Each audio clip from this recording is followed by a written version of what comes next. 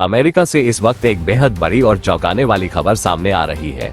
Donald Trump को लेकर देश के अंदर राजनीतिक भूचाल खड़ा हो चुका है।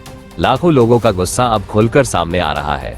रिपोर्ट्स के मुताबिक 2 लाख से ज्यादा अमेरिकियों ने एक याचिका पर साइन किए हैं, जिसमें ट्रंप के खिलाफ फिर से महाभियोग इम्पीचमेंट की मांग की गई है।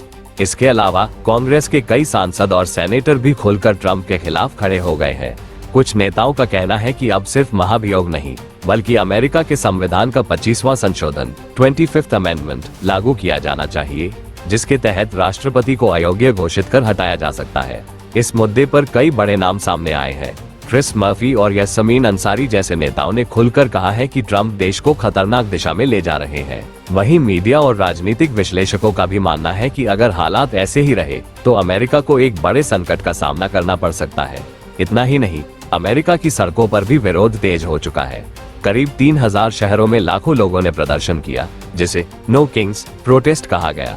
लोगों ने ट्रंप के खिलाफ नारे लगाए, पोस्टर जलाए और खुलकर विरोध दर्ज किया।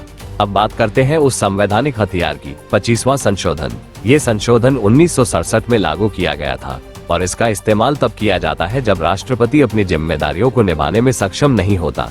इस प्रक्रिया में उपराष्ट्रपति और कैबिनेट के सदस्य मिलकर राष्ट्रपति को अयोग्य घोषित कर सकते हैं और फिर सत्ता उपराष्ट्रपति को सौंप दी जाती है। ध्यान देने वाली बात यह है कि डोनाल्ड ट्रंप पहले ही अमेरिकी इतिहास के उन गिने चुने राष्ट्रपतियों में शामिल हैं, जिन पर 2 बार महाभियोग चल चुका है, 2019 और 2021 में। अब 2026 में तीसरी बार ऐसी मांग उठना अपने आप में एक बड़ा संकेत है। लेकिन कहानी यहीं खत्म नहीं होती। एक और बड़ी खबर ने पूरे मामले को और गंभीर बना दिया है। अमेरिकी सैनिकों ने खुद अपनी सरकार के दावों पर सवाल उठाए हैं। उनका कहना है कि रक्षा मंत्रालय ने ईरान के हमलों और सैनिकों की मौत के आंकड़ों को छिपाया।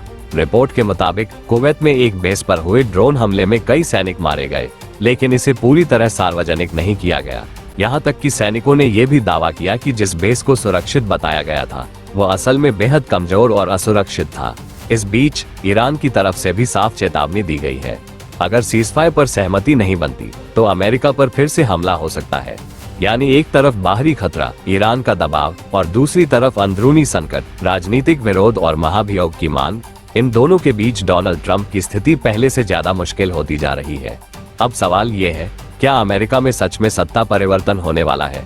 क्या 25वां संशोधन लागू होगा, या फिर यह सिर्फ राजनीतिक दबाव की रणनीति है? फिलहाल हालात तेजी से बदल रहे हैं और पूरी दुनिया की नजरें अब अमेरिका पर टिकी हुई है।